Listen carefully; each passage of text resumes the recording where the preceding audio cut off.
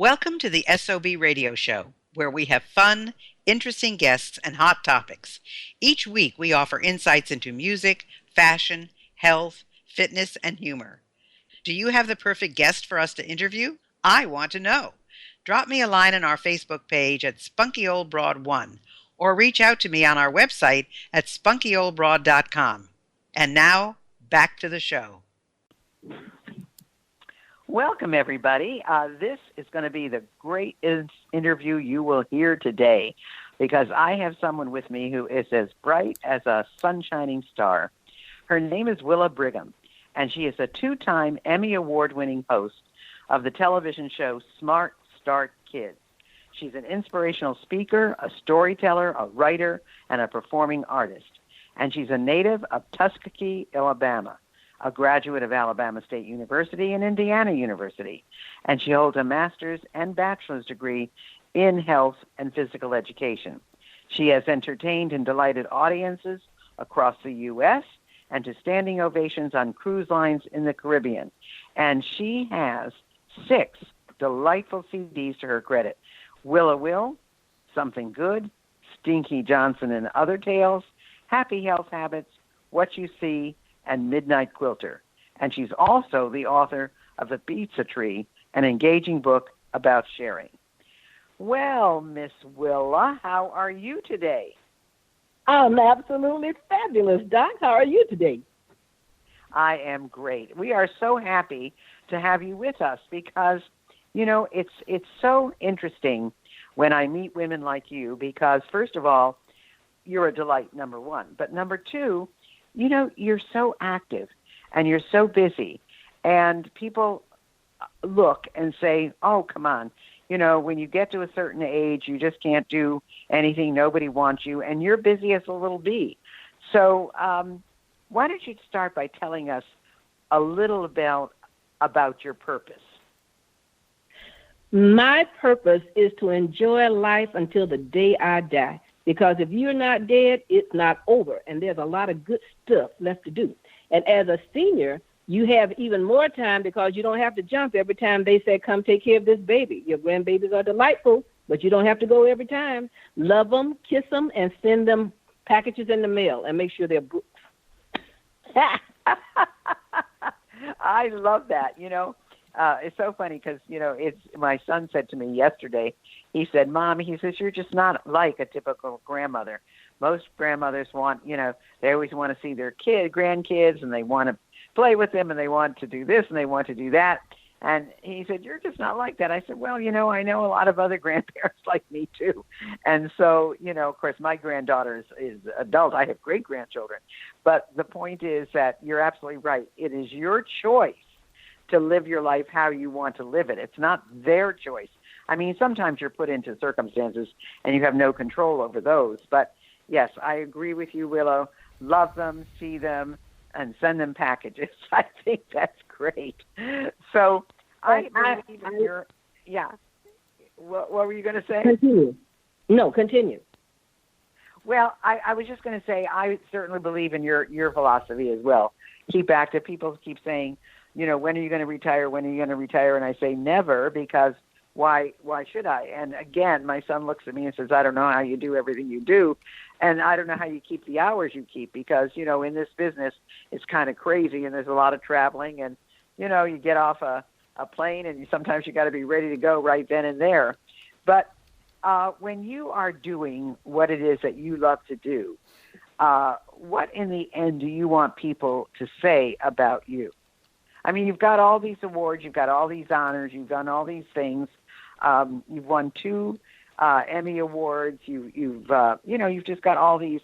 In fact, you won the Toastmaster Humor Speech Contest.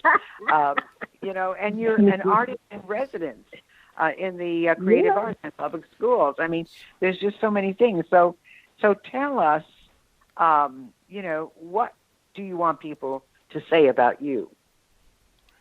I want them to say that she enjoyed every opportunity.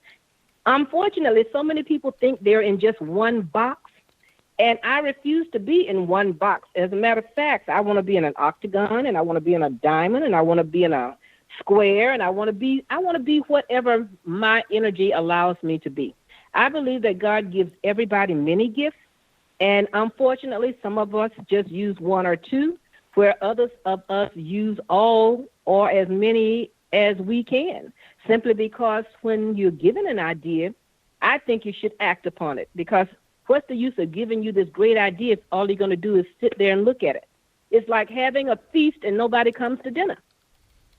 So for me, the more I am involved in, the happier I am, the happier my house is, because the household is happy when Mama is happy. And because isn't that the truth? Everybody's right.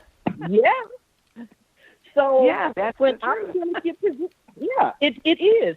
And, the other part is, if you don't nourish yourself as a woman, unfortunately, we give and give and give, but if nobody's filling our bucket, you're going to be empty. So my mother taught me early to take care of me so I could have the energy to take care of the family. And if the family is doing what they need to do and they are happy, then it also gives me time to do those things that make me happy. So it's a happy-go-lucky world all the way around when we follow that behavior. And I'm not saying it's 50-50 or 60-40. It's as time is needed to do whatever it is you need to do. That's true, because, life constantly throws you curves. And it constantly says, okay, are you up to the task? This is what I'm handing you. Are you going to be able to handle that? So you were very fortunate, as I was. My mom was terrific. My mom was a homemaker.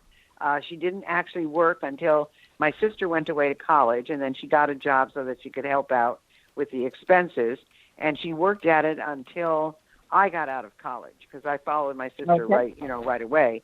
And she started work when my sister went, and she quit work when I finished.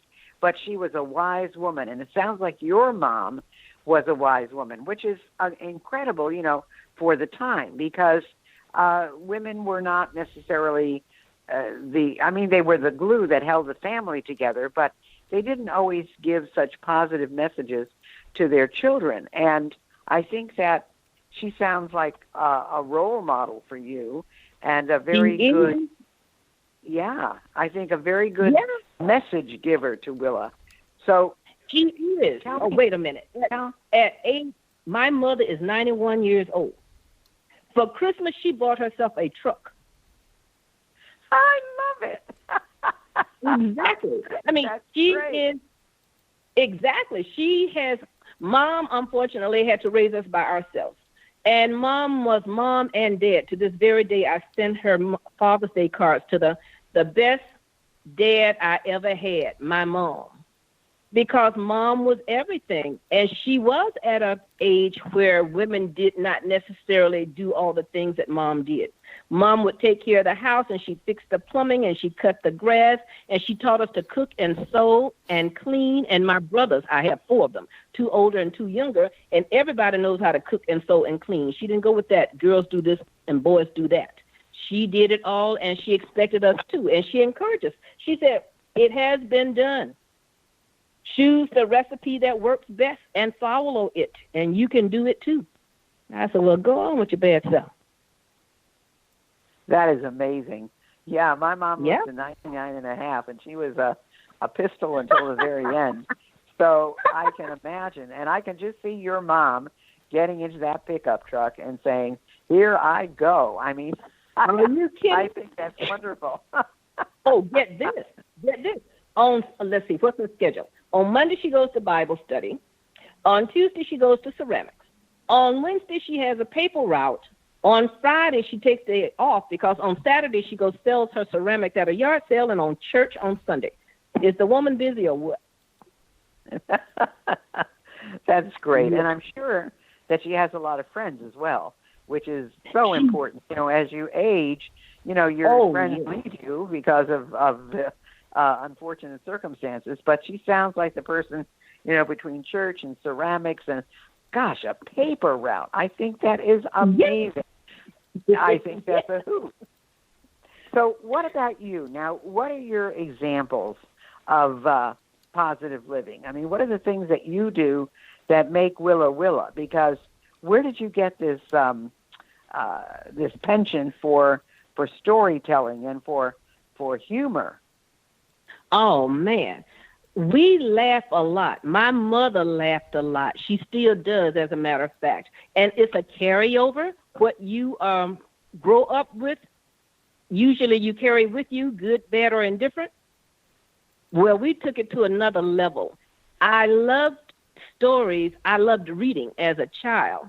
And I did not know that until one of my teachers told me, I was one of her favorite students because I read everything. Well, I didn't pay that any attention. When I had children, I read some of the fairy tales for the first time and thought they were the worst things I ever heard of. No way was I going to have my boys believing that some girl was going to depend on them to do all the thinking and she not use her brain. I came from a mother who says, you got a brain, use it, right? So I fractured the fairy tale.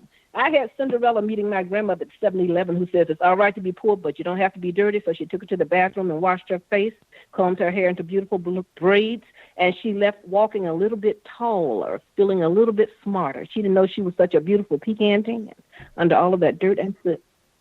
So I fractured fairy tales and made them what I wanted them to be. And they would teach a lesson to my kids without me saying whatever it is I wanted them to do. I wrote stories about a little boy that didn't want to brush his teeth. His name was Stinky Johnson. And so my youngest one said, who's Stinky Johnson? I said, the little boy that didn't want to brush his teeth. He says, like me? I said, yeah. He said, well, tell me the story. Well, of course I have to come up with a story.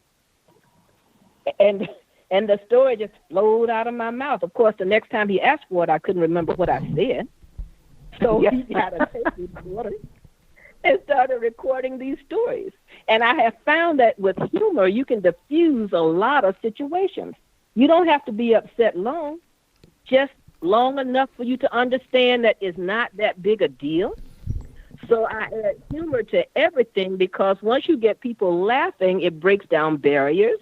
It helps them to be more amenable to what you have to offer or what you have to say. And you say things in a way that does not offend. So, well, that's true. I think that humor, as long as it's done in good taste, and as long as it's not something that tears somebody down, I think humor is one of the best things that anybody can have about them. And that's not an easy thing to do. But again, it's natural. If you look at it a certain way, it's what flows out of your mouth naturally.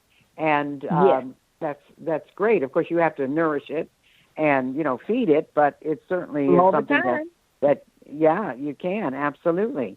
So what about your kids? I mean, what do they do, and what legacy are you looking to leave them with? I mean, what is it that you want them to be able to say?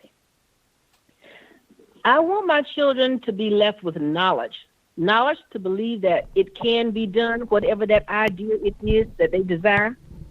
They can step outside of the box and go that extra mile. They can simply because it has been done. I don't want them to hold back because they fear this or the other. I want them to experience it so they'll know for themselves. Just because it didn't work for somebody else, it may work for them because they did it differently or because they are a different person. I want them to believe in themselves and realize that they are not here on this journey by themselves. I want them to remember that Jesus Christ is their Lord and Savior, and he's going to hold their hand regardless as to what they do.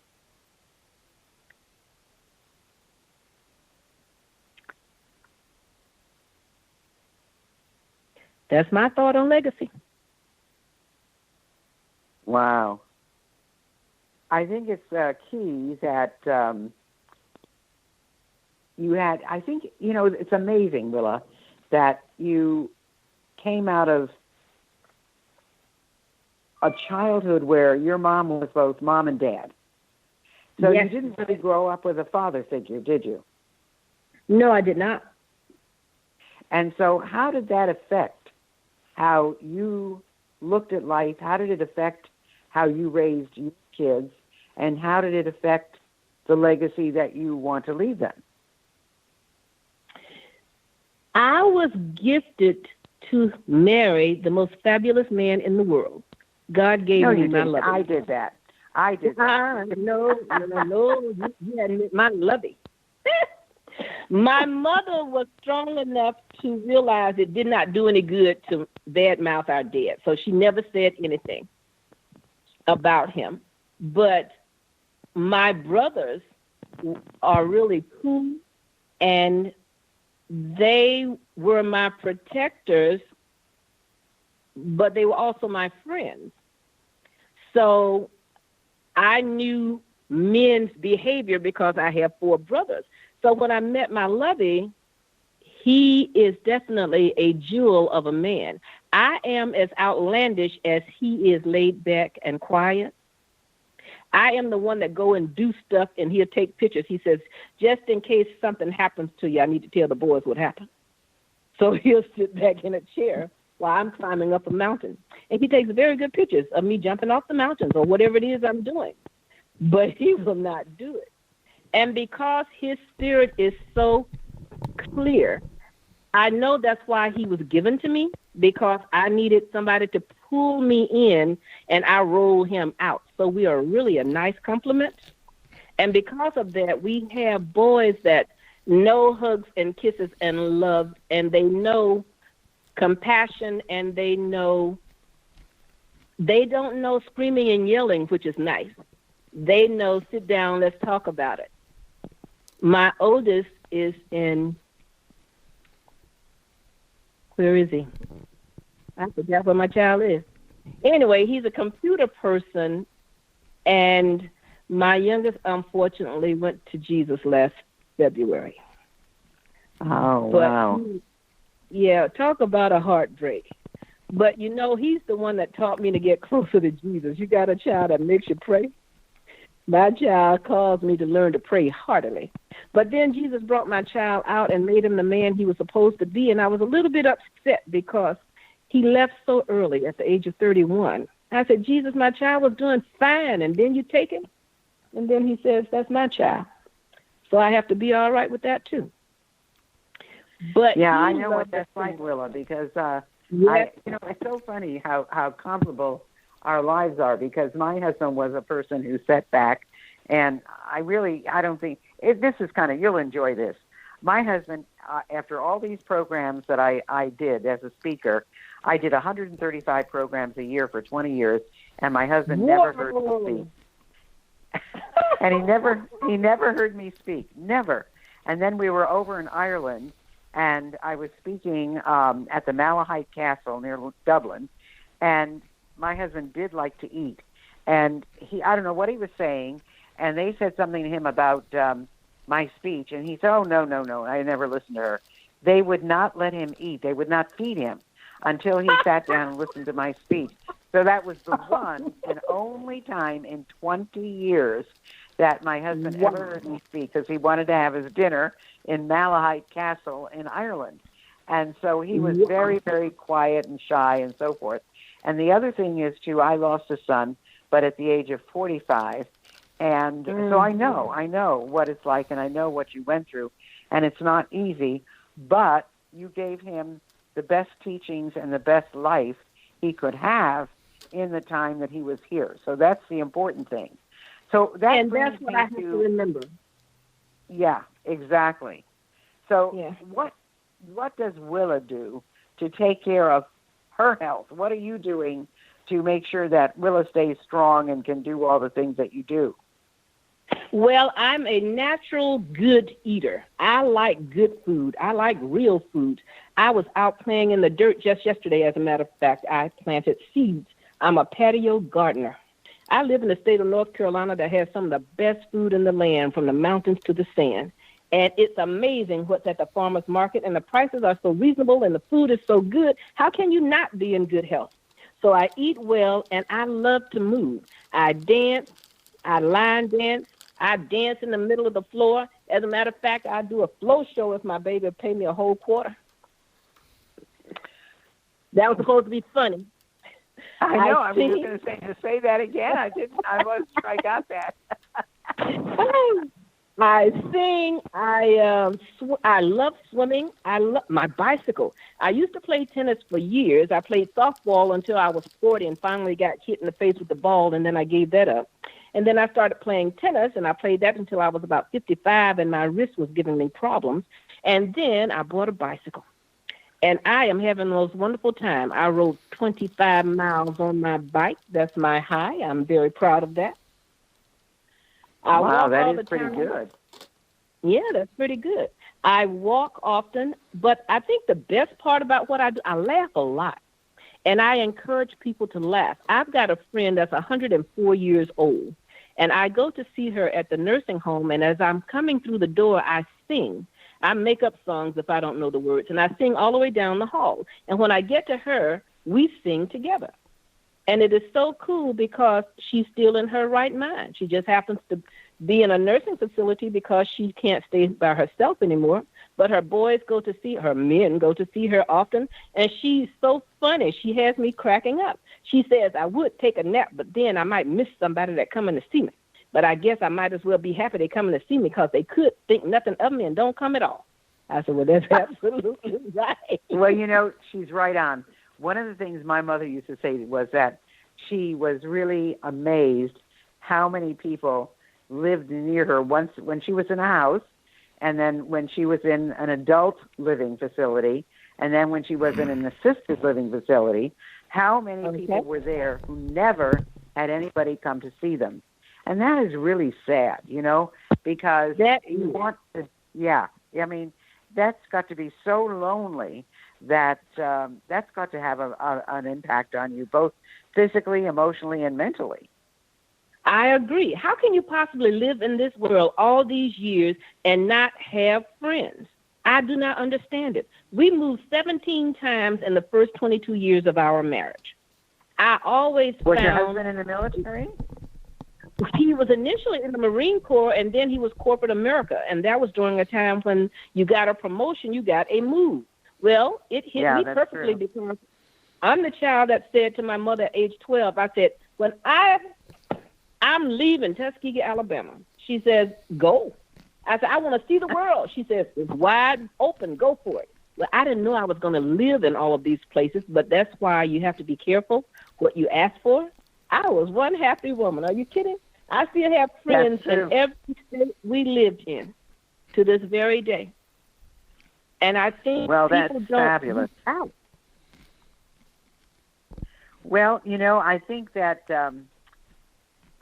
all the things that you're doing also contribute to who you are, and I think it also contributes to the stories that you tell, because they've got to come from somewhere, and I would think that it comes from some of the things that have happened to you, the places that you've lived, the people that you meet, and the people who are still in your life. I mean, that's where your stories have got to come from. Yes, absolutely, because every experience is an opportunity to grow, to share, to know, to be a part of. And I love telling stories that educate, motivate, entertain, and inspire, be it a child of 3 or an adult 104, because everybody has a story and everybody can relate. I just spoke to a group of seniors. The topic was, if you're not dead, it's not over. Well, they cracked up because it's true. There's so much good stuff left in us as mature people that we need to share it. You need to tell somebody so they will plant a seed, and you can plant a seed. And before you know it, people are doing things they didn't think they could do, would do. When my youngest was 21, he wanted to jump out of an airplane. Well, that story won me first place at the Toastmasters contest because that was some kind of story. But it was all true. It's all true. Well, yeah, that's interesting because sometimes our kids come up with all kinds of things, and we don't realize that, even though it's a struggle for us at the time, it's going to make some great story in a few years, when we get over it. That's the important thing. Exactly. My oldest said the same thing. My oldest one said the same thing. Yeah? Well, it's true. Yeah. It's absolutely true. And, we have a couple minutes left in this segment, and then we're going to have to take our break. But, Willa, I would say that your humor and your laughter and just your spirit as I'm talking to you now, I mean, it it radiates. It radiates through the microphone. And I think that probably one of the things that keeps you so active is how you wake up every morning and how you look at life and how you, how you kind of pop out of bed and say, okay, this is going to be a great day. I mean, I can just visualize you doing this, I mean, it's Believe it or not, I hear. I do. Yeah, I know. I mean, I can hear it coming out of you. And so that's what, we like to let the women who listen to us on this particular show, they need to understand it's never over until it's over, and that you can accomplish whatever it is that you want to do, providing, you look at it through the right eyes, and you're realistic about it. You're not going to, just like you said, I got hit in the face when I was playing softball. I'm not going to do that again. And my wrist started to hurt when I played tennis, so I'm not going to do that anymore. But guess what? I got a bike, and now I can do all that. So hang on, folks. Willa's going to be back with us in just a few minutes, and we're going to talk to her about a few other crucial things in her life. So stick with us.